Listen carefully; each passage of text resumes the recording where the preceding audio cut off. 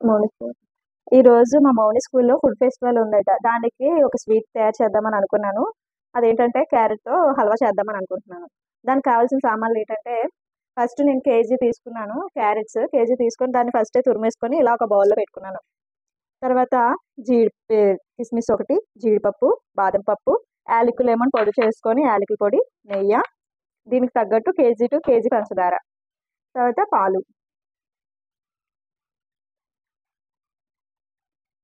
ఇవి కావాల్సిన సామాన్లు క్యారెట్ హల్వాకి. ఇప్పుడు మనం స్టార్ట్ చేద్దాం. ఫస్ట్ ఒక పాన్ పెట్టుకున్నాము. స్టవ్ వెలిగించుకొని తర్వాత ఇందులో కొంచెం నెయ్యి వేసుకోవాలి.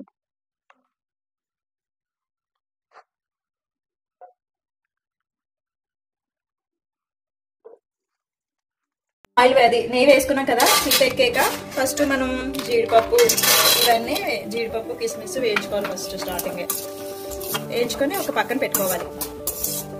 గోల్డ్ కలర్ లో వస్తే సరిపోతుంది. ఓకే, ఇప్పుడు జీడిపప్పు గోల్డ్ కలర్ లో వచ్చింది. తీసుకుంటున్నాము ప్యాన్ లోకి. ఒక ప్లేట్ పెట్టుకొని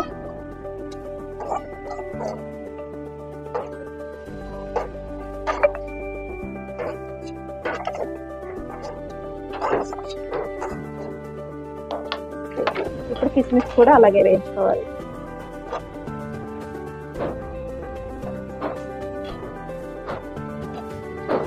కూడా ఎగిపోయి దీన్ని కూడా మనం ఒక దాంట్లో తీసుకుంటాం. మరి నెయ్యిలో వేపాం కదా, అవి అలాగే వస్తాయి. మళ్ళీ నార్మల్ గా వచ్చేస్తాయి. ఇప్పుడు నెయ్యి సరిపోతే అలా ఉంచుకోవచ్చు. నెయ్యి సరిపోతే కొంచెం నెయ్యి వేసుకొని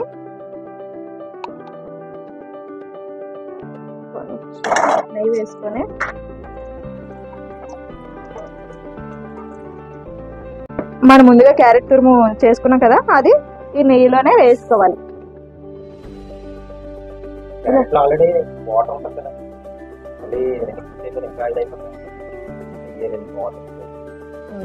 ఆ నెయ్యిలో వేయించడం వల్ల క్యారెట్ లో ఉన్న పచ్చి స్మెల్ పోతుంది.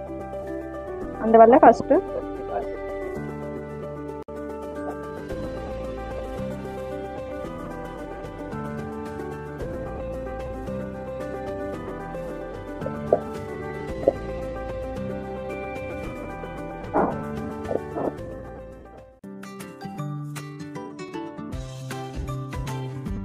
కొందరు మరగబెట్టిన పాలు వేసుకుంటారు, కొందరు పచ్చిపాలు వేసుకుంటారు.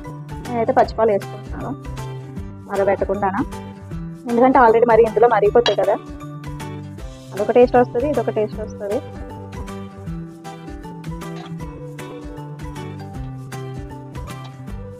మనం కొంచెం సేపు సిమ్లో ఉంచి మూత పెట్టుకొని ఉంచితే ఆటోమేటిక్గా రెడీ అవుతుంది. ఓకే, చూసారు కదా పాలన్నీ, ఇప్పుడు దాకా వేసిన పాలన్నీ ఇంకిపోయాయి, మొత్తం ఆరిపోయాయి. ఇప్పుడు మనం ఏం చేయాలంటే పాలు అయిపోయిన తర్వాత మనం షుగర్ యాడ్ చేసుకోవాలి. యాక్చువల్లీ చెప్పాలంటే ఒక కప్పు సరి సమానంగా వేస్తాం. కొందరు టేస్ట్ తగ్గట్టు కూడా వేసుకుంటారు. కొందరు ఎక్కువ తింటారు, కొందరు తక్కువ తింటారు స్వీట్ అనేది. కాబట్టి నాకు నచ్చినట్టుగా నేను కొంచెం ఎక్కువ తింటాను కాబట్టి కొంచెం ఎక్కువ వేసుకుంటున్నాను.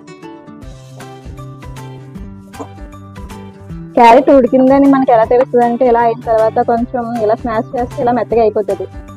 అదే ఉడికిందని దాని అర్థం అనమాట. అప్పుడు మనం అవి ఉడికిందని తెలుసుకొని మనం పంచదార కూడా ఇందులో వేసుకుంటాం. ఓకే, పంచదార కూడా ఆల్మోస్ట్ వేసుకున్నాను, సగం కలుపుకోవాలి.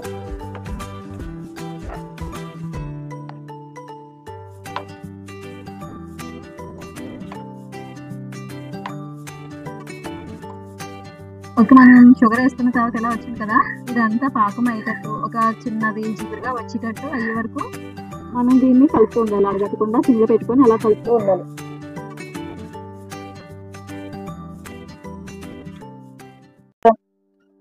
చూసారా, పంచదార అంతా కరిగిపోయింది, దగ్గరికి అయిపోయింది, ఒక ముద్దలాగా తయారైంది. పాకం కూడా ఆల్మోస్ట్ వచ్చింది. ఇప్పుడు మనము యాలకుల పొడి టేస్ట్ గురించి అని యాలకుల పొడి వేసుకోవాలి. ఓకే, యాలకుల పొడి వేసుకున్న తర్వాత కొంచెం సాల్ట్ వేసుకోవాలి. టేస్ట్ గురించి చిన్న సాల్ట్, మరి ఎక్కువ కాదు, చిన్న సాల్ట్. ఓకే, వేసుకున్నాము, దగ్గరగా అవుతుంది. ఇప్పుడు మనం ముందుగా వేపు ఉంచుకున్న జీడిపప్పు అండ్ కిస్మిస్ కూడా ఇందులోకి వేసుకోవాలి. నేను ఎక్కువ వేసుకున్నాను అలాగే.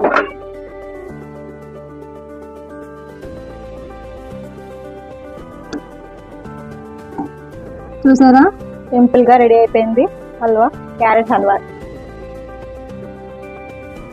పిల్లలకి ఆరోగ్యంగా ఎక్కువ పిల్లలు క్యారెట్ ఇష్టపడతారు కాబట్టి క్యారెట్తో ఇలాంటి ఇంగ్రీడియంట్స్ చేసుకుంటే, ఇలాంటి జీడిపప్పు, క్యారెట్, పాలు ఇవన్నీ వేసుకొని ఇంట్లో చేసుకుంటే రోజు కొంచెం కొంచెమైనా తినవచ్చు పిల్లలు. ఎక్కువ స్నాక్స్ ఐటమ్ కింద కూడా ఉంటుంది వాళ్ళకి, టేస్టీగా స్వీట్గా కూడా ఉంటుంది.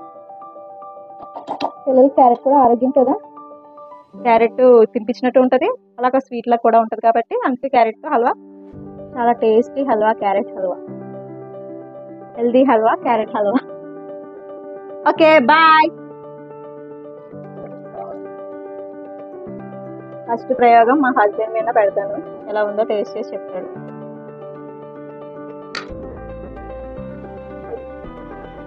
టేస్ట్ చేయండి ఎలా ఉందో చూడు. జస్ట్ ఫస్ట్ ట్రైలర్ నువ్వే.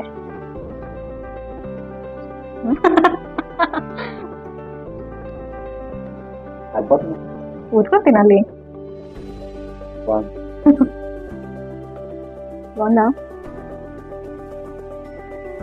ఇక హల్వాలో కాదు, హల్వా మళ్ళీ హల్వాలో ఉంటుంది.